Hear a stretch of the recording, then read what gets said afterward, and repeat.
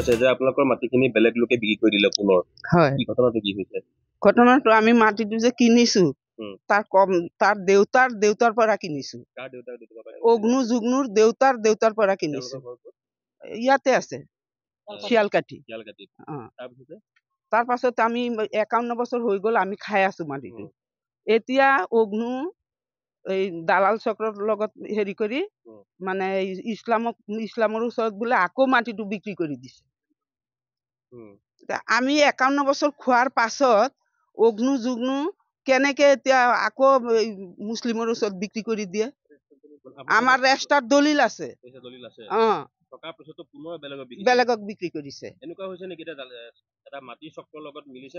মাটিৰ চক্ৰৰ লগত মিলিছে অগ্নু যুগ্নুৱে কৈছে বোলে ইছলামক বিক্ৰী কৰিছে ইছলামে কৈছে মই কিনি লৈছো ইছলামৰ আকৌ বেলেগ কাষ্টমাৰ দেখুৱাই আছে আৰু 3জন কাষ্টমাৰ দেখুৱাইছে ইছলামে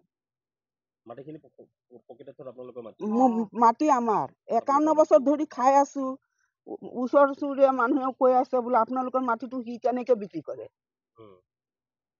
আৰু ইছলাম ইব্ৰাহিম অগ্নু যুগ্নু 10-11 জন হ'ব আমি ইমান মানুহ চিনিও নাপাওঁ চবৰ নামো নাজানো গৈছিলো আইনৰ ওচৰত আমি সুবিচাৰ পোৱা নাই আহিছিলে আজি আৰক্ষী আহি আমাৰ ওপৰতে উল্টা দম আমাৰ দলিল থকা সত্ত্বে আমি ইমান দিন ধৰি খাই আছো তথাপি সিহঁতে আমাৰ মাটিত ঘৰ উঠাব আহে আকৌ আমাৰ ওপৰতে আৰক্ষীয়ে দম দিয়ে বোলে চুৰি কেছ দিছে সিহঁতে আপোনালোকক য'তেই পাম তাৰ পৰাই উঠাই লৈ যাম দম দিয়ে আমাকেই উল্টা দম দিয়ে শিৱস্থানৰ হয় ব্যৱহাৰ মানে এই যে এইটোৱে কৈ গৈছে টানকে কৈ গৈছে গৈছো কোৰ্ট কেছ কৰিছো আমি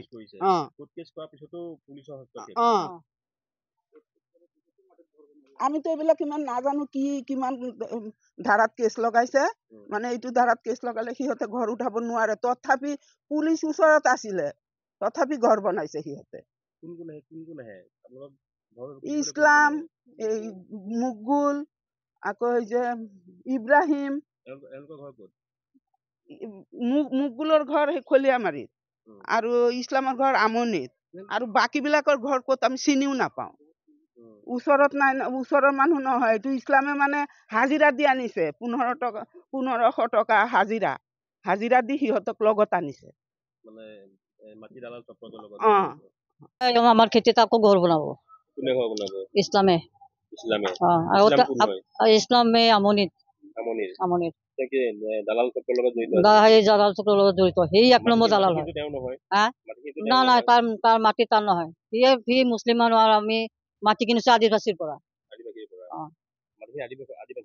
আদিবাসীৰ পৰা আমি কিনিছো আমাৰ সৰুৰ পৰা কিনিছে ৰামলালৰ পৰা আমাৰ সৰুৰে কিনিছে মোৰ সৰুৰ নাম যতীন বৰা আমাৰ ৰেষ্টাৰ দলিলো আছে বেচা কিনা দলিলো আছে আমাৰ আৰু আমি ইমান দিন আমি আজি 54 বছৰ ধৰি আমি খেতি কৰি খাই আছো অকমান মাটি আমাৰ দুখী পৰিয়াল আমাৰ যিজন লোকৰ নেতৃত্বত দালাল চক্ৰটো আহে সেইজন নামটো কি 1 নম্বৰ অগ্নু যুগ্নু আৰু ইছলাম বুলাজন কোন হয় ইছলামক মানে অগ্নু যুগ্নু লগাইছে এই ইছলামে মানে মাটি দালাল আনে ইয়াত মাটি বিক্ৰী কৰিবৰ কাৰণে মেইন মানে সি ইছলাম অগ্নু যুগ্নু ইমান দিন যোৱা নাই আমাৰ খেতিত ইছলামৰ ঘৰ আমনিত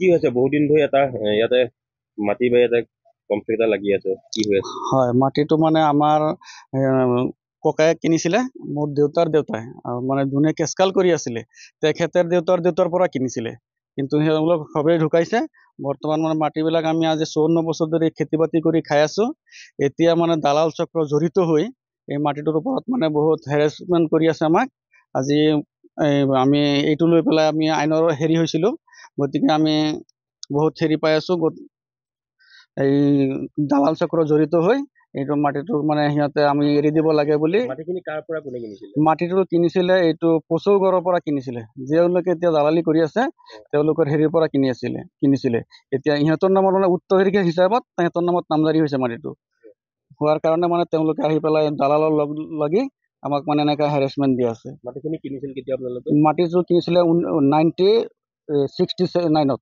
1969 হা 1969 69 কিনা আছিলে। এতিয়া কিনাৰ পিছতে নামজাৰিটো কৰিবলৈ নহ'লে নামজাৰিটো কৰা হোৱা নাছিলে, মানে মোৰ দেউতা পাগল আছিলে, মাটিটো নামজাৰি কৰিব পৰা নাছিলে। কিন্তু আমিও গম নাপাওঁ যে মাটিটো নামজাৰি হোৱা নাই বুলি। এতিয়া যেতিয়া নেকি মানুহ অহা যোৱা কৰে, মাটি জোখাজোখি কৰে, তেতিয়াহে আমি গম পাইছো যে মাটিটো তেওঁলোকৰ নামত নামজাৰি হৈছে বুলি।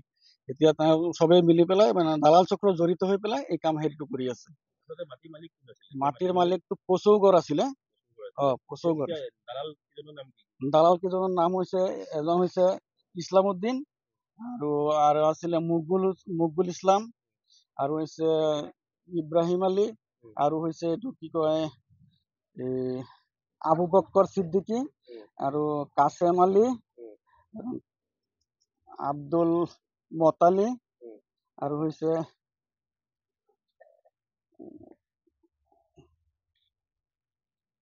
আৰু বহুত কেইজন লগত জড়িত হৈ আছে। আহি মানে সদায় আহি মাটিত হেৰি কৰে, ঘৰ বনাব বিচাৰে।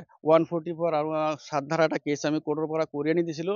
তাৰ পিছতো তেওঁলোকে গৈ পেলাই মাটিত ঘৰ বনাবৰ কাৰণে হেৰি কৰিছে। ঘৰে 4টা টিং মান উঠাইছিলে। উঠাই পেলাই এতিয়া আকৌ কালি গৈ পেলাই আমাৰ শিৱস্থান থানাত কেছ কৰিছে। আমি বোলে চুৰ কৰি তাহাঁতৰ ঘৰৰ পৰা বস্তু বাহিনী উঠাই লৈ আহিছো বুলি ক'লে। মাটিখিনি আচলতে প্ৰকৃততে মাটিখিনি আপোনালোকৰ? আমাৰ হয়। আপোনালোকে কিনিছিলে 69ত? 69ত কিনা আছে। আমাৰ ইয়াৰ ৰেজিষ্টাৰ দলিলো আমাৰ হাতত আছে।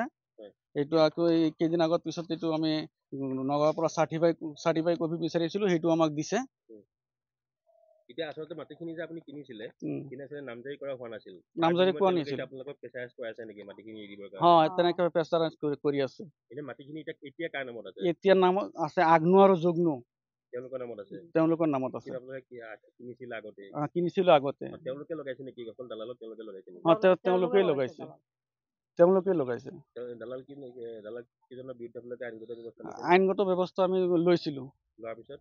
লোৱাৰ পৰা থানাত দিয়া হৈছিলে। থানাৰ পৰা আমাক এটা হেৰি দিছিলে। থানা আহি পেলাই সিহঁতক কি ক'লে, কৈ পেলাই গ'ল, আৰু একো হেৰি নাই।